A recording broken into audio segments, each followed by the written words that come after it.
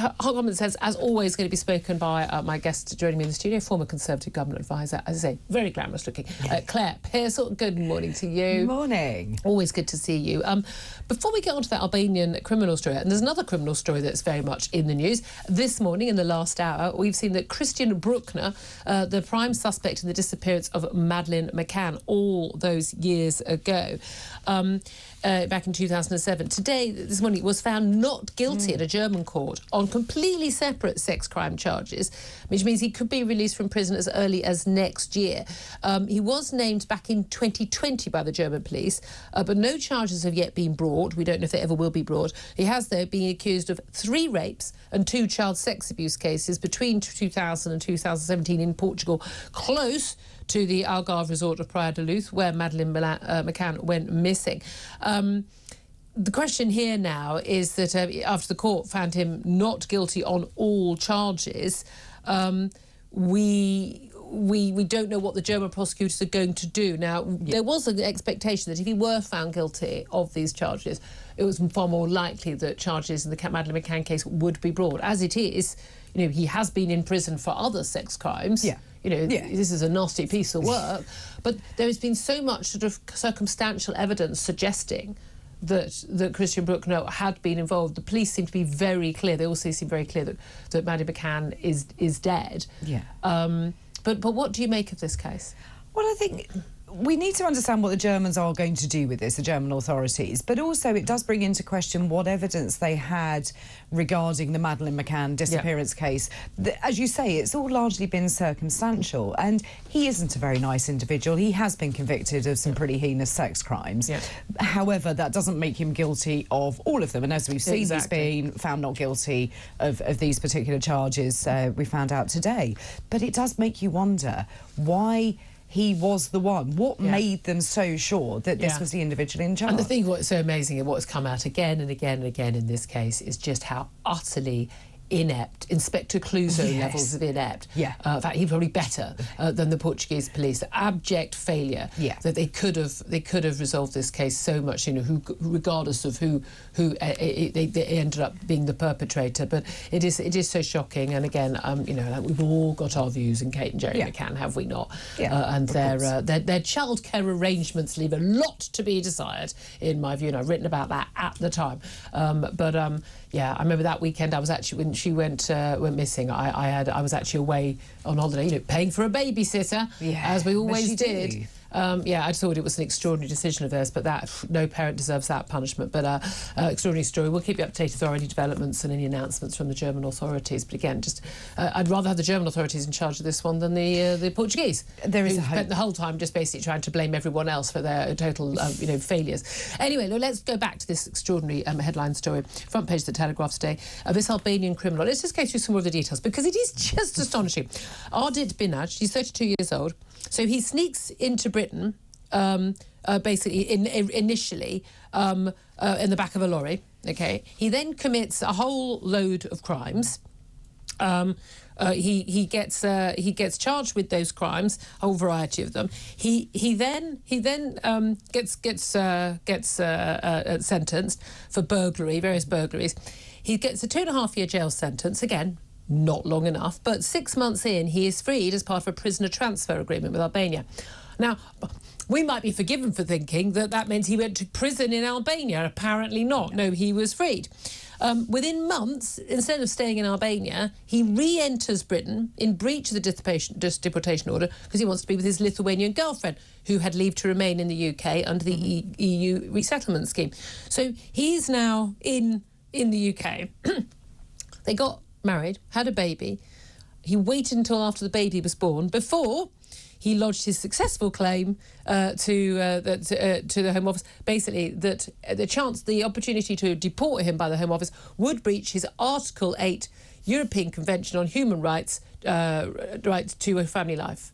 So he's got a right to a family life, and bizarrely he's got a right to a family life here, which is the bit I find utterly extraordinary. I mean, I'm all in favour of people having a right to family life if you don't commit crimes, which of course we take away your right to family life by putting you in prison. But he's not a British citizen. His wife's not a British citizen. the child isn't a British citizen, you don't acquire, it's not like America, you acquire US citizenship simply by being born here. Yep. He can have a family life anywhere he damn well pleases. He just can't have it here. Yeah, absolutely. I think this is the most ridiculous judgment.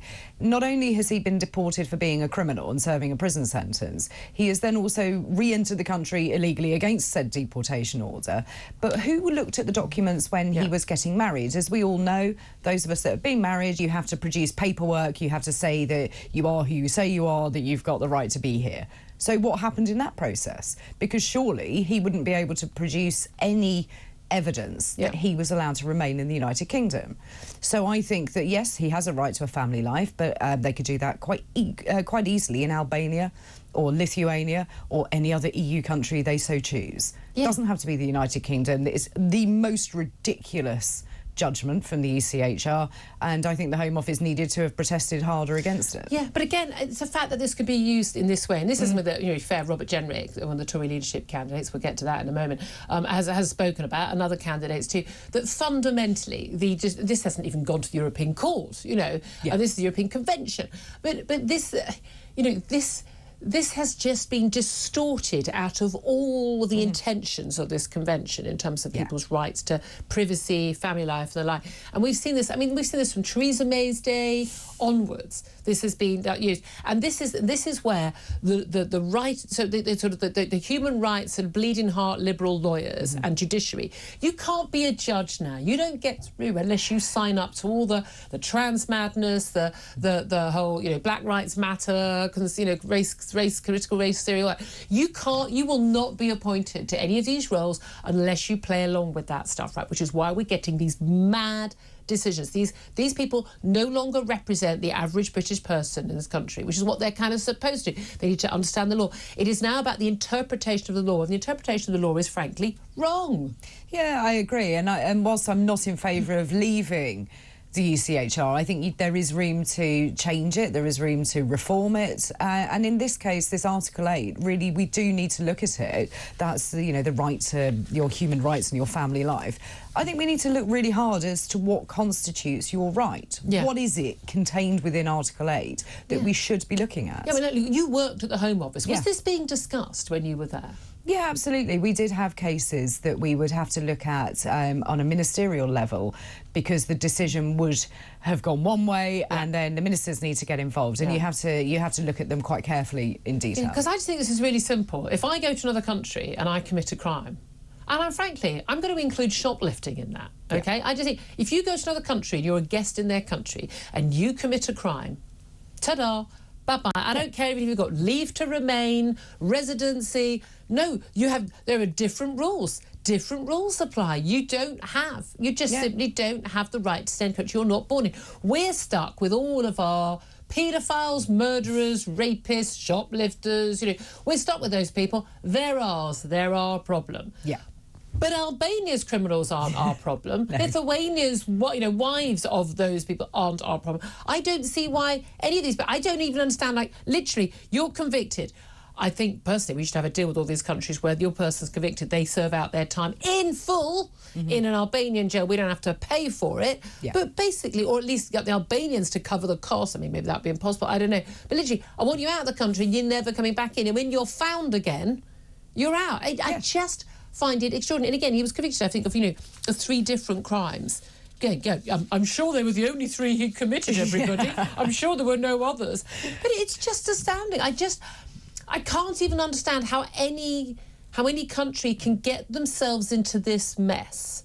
And we know what happens in lots of other countries in Europe is that, frankly, they just ignore the Convention on Deportations. They just ignore it. But again and again and again, look, we remember those cases we've been on planes where someone's been handcuffed. Poor little me, I'm being deported. And these idiots on the plane are getting up and going, you can't take this man away. He's innocent. Oh, what, apart from for the gang rape of the 15-year-old that he was part of? Yeah, really? And these people get to stay in our country, huge expense. I mean, I just find it extraordinary that so many people don't get this. You don't have a right to live anywhere you want in the world. No. Sorry, no, you don't. And once you are allowed, by the grace of the British people, to stay here, that's on condition that you obey the law here. It should be a privilege to be in the country. The same way that if I went to live in another country, Yes. it'd be a privilege to be allowed to be there. And if I broke the laws, I would expect to be booted out with no questions asked. So why are people treating the UK so differently? We had enormous arguments regarding deportation of foreign criminals from a lot of real lefty lawyers. When you saw the list of convictions against them, they were hideous. Yeah, exactly. I don't even know why anyone's having a debate about this. No. I think there are things that are worth debating. This is not up for... No. This is a very, very simple... No, you're not staying. Thank you. Goodbye. Make your life wherever you wish. You're someone else's problem right now. I don't understand why anyone thinks it's debating. Who is doing this? I want to hear from you. Get in touch. 0344 499 1000 is the number to call. Don't forget, you can text on 87222 and get in touch on X at TalkTV as well. Calls are charged at the national rate. Text costs £1, standard network rate message. I defies belief. And again, let's talk about the next Tory leader, because 1:30, I think, ballots open. Yes. There's another... God, there's another hustings. If you're a Tory MP and you don't know who you're voting for the Tory leadership, you haven't got a clue what you're doing right now. Of the choices available, there are 4 people. Choose one. More hustings. They've got 2 hours to cast their ballot. 121 MPs, 119 voting. The Rishi Sunak's not voting, and the chair of the 22 committee not voting. Basically, if you can get 40 votes, you're over the line. Now, we've got, I think, 2 of those candidates saying, yes, we should leave the ECHR, 2 not. Well, that's a bit of a deal breaker for a lot of it, isn't it? Well, I mean, it is for some, it isn't for others. Tugendhat and Jenrick both saying we would need to leave if necessary. But I think it gives all of the MPs the option. They can choose whatever they like. Who do you think is going to be dropping? Because we're going down from 4 to 3 today. Tomorrow it is same vote. We've got vote again. And then it's going to go down to the final 2 who go before Tory party members to have their say. Who do you think is going to be out? On the numbers, it looks like Tom Tugendhat. Who you've been backing. Yeah, absolutely. I think he's great, but you have to look at what support he's got, and he doesn't seem to have it unless it's changed fundamentally after conference. And there's 16 votes going up for grabs from who voted for Mel Stride, who dropped out before our conference. It's thought he's endorsed James Cleverly. Thought a lot of his votes might go, but not on a block, so they'll be spread around. But Jenrick is the closest to hitting that magical 40 mark. Basically, if you get 40, you're into the final 2. Yeah, I mean, unless he has really dropped a clanger with his colleagues, I don't think that any support that he's got will melt away. I think a lot of people. The general view was there was Kemi Badenoch, end of. Kemi Badenoch gets through, and then. Who else was it going to be? It now looks like, I mean, again, it's a secret ballot. You don't know. It's Jenrick who's almoys guaranteed to get through, and there is no guarantee. And then it could likely be Cleverly, who is the next down, and that Kemi Badenoch, astonishingly, despite being the favourite among Tory party members according to polls, doesn't even get onto the final ballot. But she hasn't really covered herself in glory over the last few weeks. She has dropped so many clangers. It's unbelievable somebody in her position, as experienced as she is, to make that many mistakes. They've all been unforced errors, haven't they? Yes, I've been concerned about that. But again, I do think she's perhaps the most, sort of true to her. What she says is the most true to what I know she believes, because her actions in office. You've got to judge people by their actions. Just before we go to a break, let's also talk about Keir Starmer. He's being urged by various Tories to come clean on his real relationship with Lord Ali. And no, I don't mean those silly internet rumours, but genuinely about the influence that Lord Ali's had, because we're told Lord Ali, Labour peer, multimillionaire, out of the goodness of his little old generous heart, he's just been giving hundreds of thousands of pounds to the party and tens of thousands to Keir Starmer himself, and lending money to left, right and centre. He's a generous soul. By the way, at any point, Lord Ali, feel free to lend me anything and buy me some clothes. I'm sure everyone would agree I could be given some clothes. But now it's emerged in a new book, and we mentioned this on the show yesterday, but a new book is basically by political journalist Tim Ross, author of Landslide, along with Rachel Wimmer. They're political journalists, and basically they say that actually Lord Ali was involved with a lot of the preparation for office. He helped draw up the timetable for the party's first 100 days. Probably didn't expect that he would feature so highly on it. He advised on key appointments. He even attended access talks with civil servants. And we know this is when a possibly an opposition, a possible likely incoming government holds talks with senior civil servants about things they want to do so they can get the ball rolling and basically get straight to work. I mean, we're told this guy had no interest in policy. He was just a nice guy.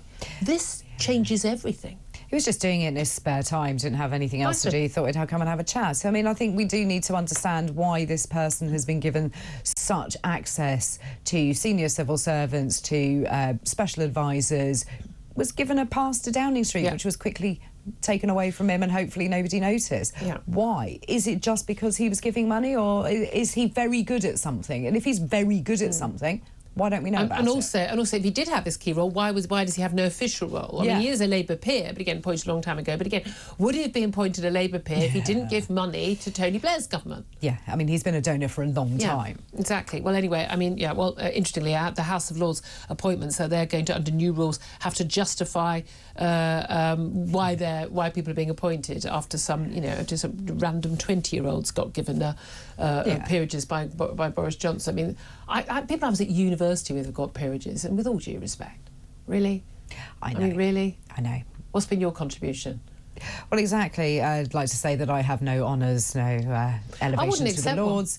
Other than I'm holding out for Empress. It depends what it was for. If I thought it was justified, I don't think I've done anything that really justifies it. I've just been there a long time, and that seems to be more than most people. I'm also quite a fan. I know, we like people like Lord Frost and everyone, who comes to the studio regularly, and I made it. He was trying to stand as an MP, kept being blocked. Yes. I'm rather of a view that people who are in government should be elected and accountable to the people. Yeah, I'm absolutely. old-fashioned like that. What can I say?